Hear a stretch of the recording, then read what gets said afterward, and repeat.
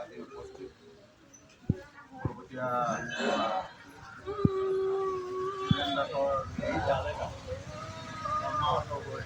যিসকল ৰাইজ আমি ইয়াত উপস্থিত আছোঁ সকলোৰে কাৰণে আজি বৰ দুখৰ খবৰ, এটা বৰ দুখৰ বাতৰি যে আমাৰ মাজৰ পৰা আমাৰ সহকৰ্মী আছিলে তেখেত আৰু আমাৰ সহকৰ্মীৰ লগতে তেখেত মোৰ অতি আত্মীয় আছিলে।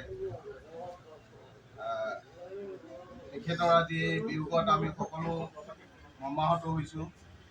তেখেত এজন প্ৰাক্তন সৈনিক আছিলে, ভাৰতীয় সেনাৰ এজন প্ৰাক্তন সৈনিক হিচাপে তেওঁ আজীৱন ৰিটায়াৰমেণ্টৰ পিছতো তেওঁ সেই তেনেকুৱা ধৰণৰ ৰাষ্ট্ৰৰ চিকিউৰিটিৰ ক্ষেত্ৰতে তেওঁ যোগদান কৰি আছিলে।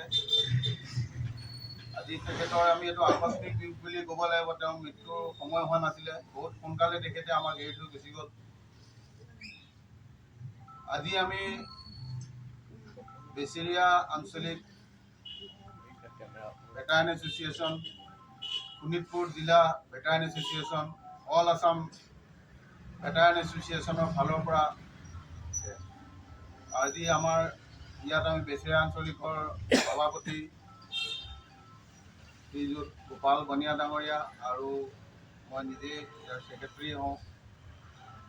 আমাৰ তথাপি আমি এছ'চিয়েশ্যনৰ ফালৰ পৰা আমাৰ এটা ৰুল আছে, আমি তেখেতক এটা অন্তিম বিদায়ৰ কাৰণে এটা ৰিচ দিওঁ। আমি যিকেইজন প্ৰাক্তন সৈনিক ইয়াত গোট খাইছোঁ, আমি সকলোৰে হৈ, আমাৰ এছ'চিয়েশ্যনৰ হৈ আৰু আমাৰ ডিপাৰ্টমেণ্টৰ হৈ, সকলোৰে হৈ তেখেতক আমি শ্ৰদ্ধাঞ্জলি জ্ঞাপন কৰিম কামনা কৰোঁ। সকলোৱে আমি 1 মিনিট সময় তেখেতৰ আত্মাৰ সদ্গতিৰ কাৰণে আমি মৌন প্ৰাৰ্থনা কৰিম। সকলোকে মই অনুৰোধ কৰিছোঁ 1 মিনিট সময় যেন আমি মৌন প্ৰাৰ্থনা কৰোঁ, তাৰপিছতে তেওঁ আমি শ্ৰদ্ধাঞ্জলি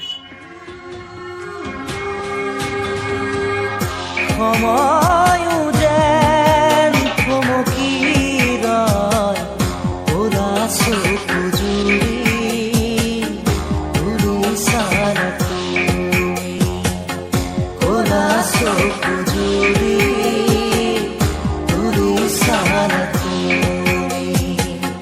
সময়ে যেন বিচাৰি ৰয় লাজুকী হাঁহিৰে উঠৰে কপনি, লাজুকী হাঁহিৰে উঠৰে কপনি।